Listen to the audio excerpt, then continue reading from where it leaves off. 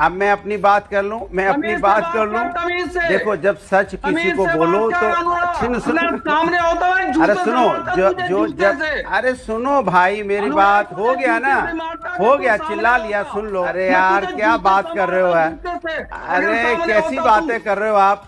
मैं सम्मान कर रहा हूं तो आपको सम्मान अच्छा नहीं लग रहा है क्या? मौलाना साहब, सम्मान अच्छा लग रहा है कि नहीं लग रहा है? प्लीज, मैं रिक्वेस्ट कर रही हूँ, सम्मान अच्छा लग रहा है कि नहीं? मैं सम्मान कर। अरे भदौरिया जी, इसको सम्मान नहीं बल्कि मजबूरी बोलते हैं। और इसी मौलाना के जगह यदि कोई बाबा होते या फिर पंडित जी होते और ऐसी भाषा का प्रयोग कर रहे होते, तब तो आपके पिछवाड़े में आकर कुकुर काट लेता और आप अपने असली वाले स्वरूप में आ जाते, गाली वाली देना शुरू कर देते। लेकिन यहाँ पर इस मौलाना के सामने मुंह नहीं खुल पाया और साथ में सम्मान के साथ अपना पिछवाड़ा भी सरेंडर कर दिए, जैसे आपके भैया जी करते हैं मौलवियों के सामने।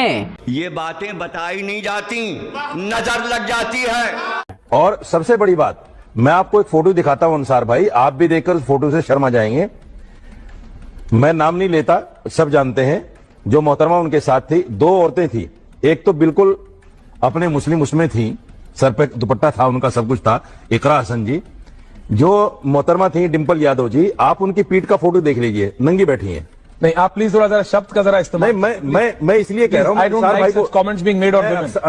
इस वाले मुल्ले की बात सुनकर सभी को बुरा लगा था, कोई खुश ना था, सभी लोग इस बात का निंदा कर रहे थे। लेकिन हमारे मियां भाई ना जी ना, वो तो वोट बैंक के सामने बिल्कुल चुप्पी साध लिए थे।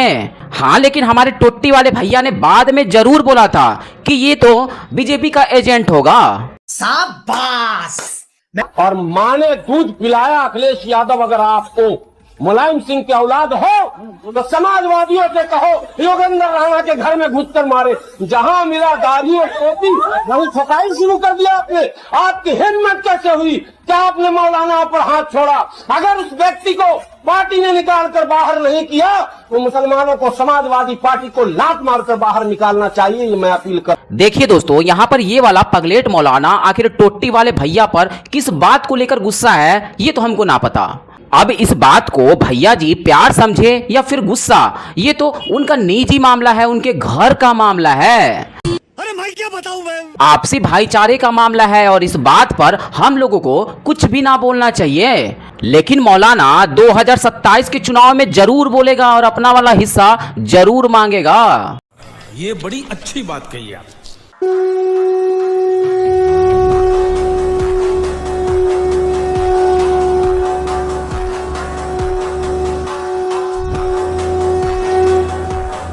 दोस्तों अस्सलाम वालेकुम, नमस्कार।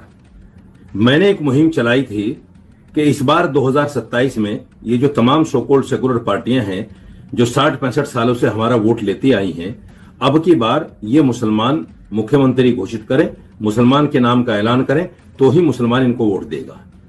इसके फेवर में कई सारे उलमा मैदान में आ गए हैं जिन्होंने बयान दिया है कि हाँ मुसलमान होना चाहिए, और पार्टियां भी आ गई हैं। असदुद्दीन अवैसी ने भी खुलकर इसकी हिमायत की है और कहा है कि हाँ मुसलमान, समाजवादी पार्टी मुसलमान को मुख्यमंत्री घोषित कर। लो जी, यहाँ पर तो लग गया MY वाला फार्मूला। M को अगर गद्दी पर बैठाया तो Y नाराज हो जाएगा और Y को गद्दी पर बैठाया तो यम नाराज हो जाएगा। तू समझा? हाँ नहीं, तू समझा नहीं। हमारा तो साफ बोलना है, इन सब को छोड़कर सीधा भाभी जी को, डिंपल भाभी जी को CM का चेहरा बना दो। वैसे वो भी Y में ही आती हैं, लेकिन उनका डिमांड अब की बार उत्तर प्रदेश में ज्यादा है, क्योंकि आपके बयानों को लेकर आपके कार्यकर्ता भी खुश ना नजर आ रहे हैं। मैं क्या बताऊं? अच्छा है तो डिंपल भाभी की वजह से बचे हैं लोग बाग ने। अभी डिंपल भाभी कह रहे कि हम राजनीति से इस्तीफा दे रहे हैं, अभी सारे लोग भाग लेंगे अखिलेश यादव को छोड़ के। बिल्कुल थोड़ा, अरे अब क्या बताएं, यही कहोगे कि लड़के हैं मुंह से निकल जाता है। देखिए हम आपको बताएं, कहीं ना कहीं डिंपल भाभी की जो बातें हैं लोगों को थोड़ी अच्छी लगती हैं। अखिलेश यादव की बातें नहीं अब लोगों को अच्छी लगती, ना उनके कार्यकर्ताओं की बातें अच्छी लगती है। इस वाले भाई का बात तो बिल्कुल सत्य है कि इस बार उत्तर प्रदेश में भाभी जी का क्रेज है, भैया जी से ज्यादा क्रेज है। और यही कारण है कि लोग भाभी जी का टैटू बनवाकर सीने पर खुलेआम घूम रहे हैं। आइए देखते हैं कैसे कैसे लोग रहते हैं यार यहाँ पर।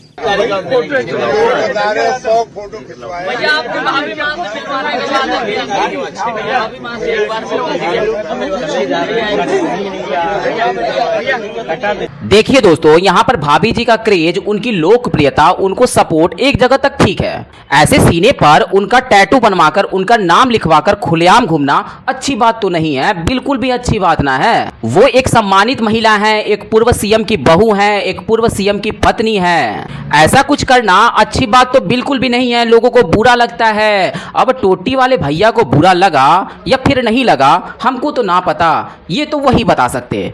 क्योंकि जब मुल्ले ने नंगी बोला था तब इनको कुछ भी बुरा नहीं लगा, तब यहाँ कैसे लगेगा? यहाँ पर तो इनके मुंह पर ही बोला जा रहा। भाभी जी से मिलवाइए ना।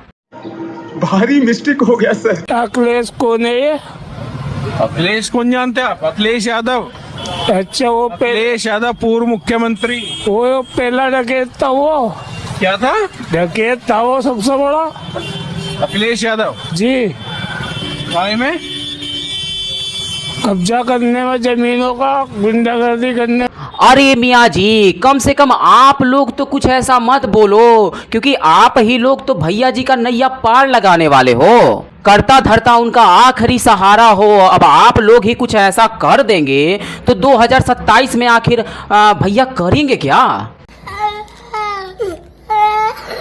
ईवीएम, चुनाव आयोग, देश की जनता को गाली वाली देने के सिवा उनके पास कुछ बचेगा ही ना। वैसे हमारे मियाँ भाई ने चुनाव के पहले ही माहौल बनाना शुरू कर दिया है। ईवीएम का चोरी होना, लोकतंत्र का खतरा होना। मुझे पता है क्या बोलना है।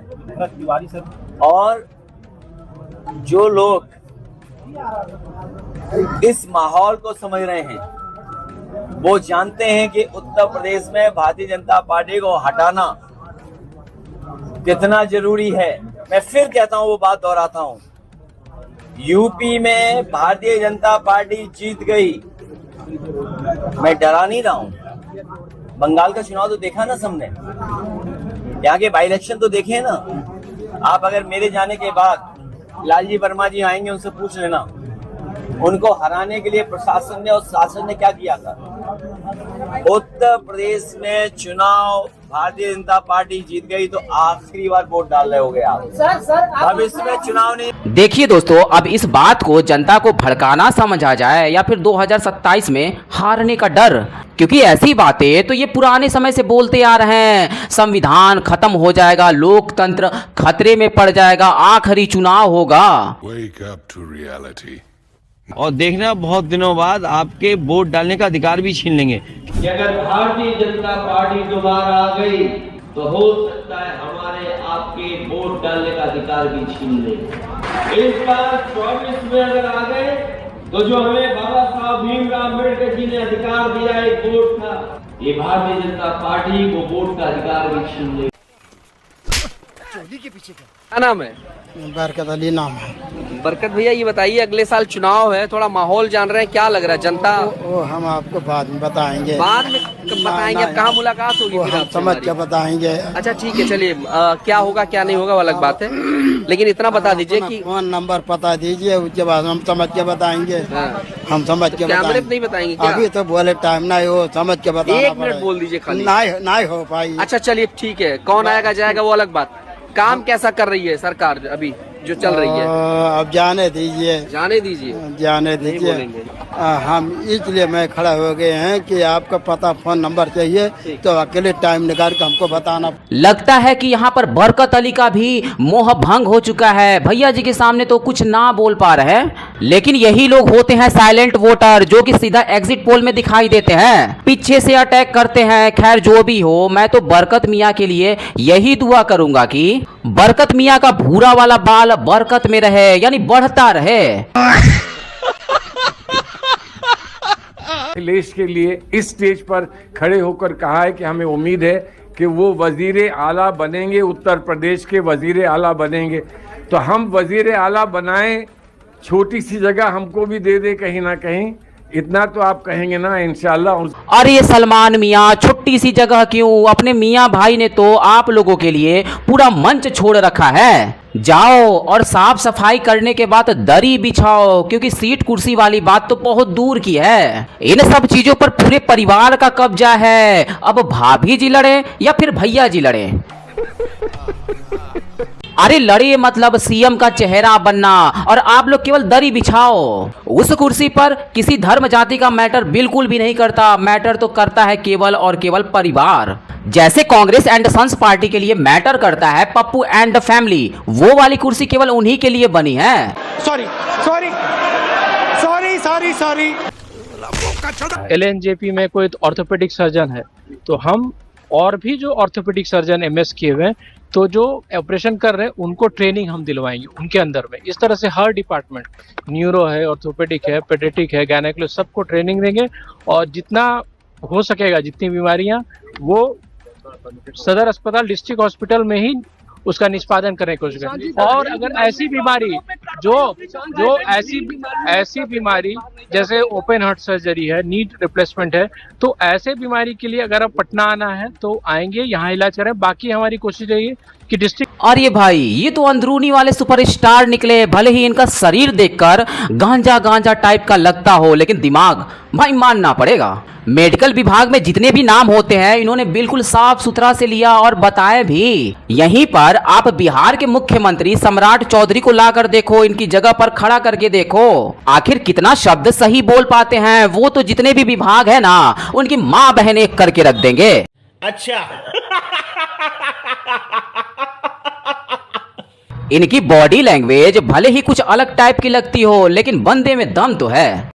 बात तो सही है। मोदी को हराना बाएं हाथ की सफाई है, मेरी बाएं हाथ की, जो आप देख रहे हैं कि हिल रहा है। क्यों? क्योंकि 24 में हमने दिखा दिया था कि मोदी को 240 सीट मिले और इंडिया अलायंस को 232, और 8 तक बढ़ाने में यदि हम ध्यान आकर्षित करते, यदि हम उसी को नजरिया बनाते हमारे, जैसा कि अर्जुन ने मात्र आंख देखा और पूरी चिड़िया को नहीं देखी, वैसा ही हमें बस इतना देखना चाहिए कि इंडिया अलायंस को कैसे मजबूत। ये हैं अपने कांग्रेस एंड सन्स पार्टी के पुराने वाले जाने माने नेता जो कि सरकार चलाते थे। अब आप लोग सोचिए कि आखिर ये सभी मिलकर सरकार किस प्रकार चलाते रहे होंगे। इनका बोलना है कि हम ऐसा कर देंगे तो वैसा हो जाएगा, वैसा कर देंगे तो ऐसा हो जाएगा। तो कर दो ना मियां, आखिर आप इतने सालों से इंतजार किस बात का कर रहे हैं? सब कुछ आपके बाएं हाथों से ही हो जाएगा तो करो ना, या फिर बायां हाथ पैरालाइज्ड हो गया। इनका ऐसा बोलना है कि 2024 में इन्होंने मोदी जी को हरा दिया था, क्योंकि सीटें जो है 240 आई थी, बीजेपी 240 था, लेकिन इनका तो 100 भी ना पार हो सका। लेकिन फिर भी ये जीत गए। हम तो पप्पू एंड कंपनी से बस यही कहना चाहते हैं, आप लोगों को जीत की ढेरों शुभकामनाएं। आप लोग अपने में ऐसा ही हमेशा जीतते रहो और अपने पप्पू मियां को अपने मन में ही ऐसे प्रधानमंत्री बनाए रखो। क्या सोच है रे तेरी, मानना पड़ेगा। इतना बड़ा पनौती आदमी है ये, जिस पार्टी के लिए प्रचार करने गए हैं उस पार्टी का स्वाहा हो गया है। अखिलेश यादव जी तेजस्वी के लिए प्रचार करने बिहार में गए, तेजस्वी बेचारे हार गया। आम आदमी पार्टी के प्रचार करने दिल्ली गए, केजरीवाल अपना सीट हार गया।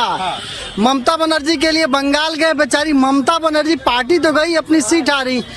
स्टालिन डीएमके का प्रचार करने के लिए बेचारे गए वो तमिलनाडु में, स्टालिन अपनी सीट तक हार गए। यहाँ पर ये वाला भाई बिल्कुल सच बोल रहा है कि टोटी वाले भैया जहाँ पर भी प्रचार प्रसार करने गए, सीएम के लिए उन सब का अच्छे से सफाई कर दिया गया।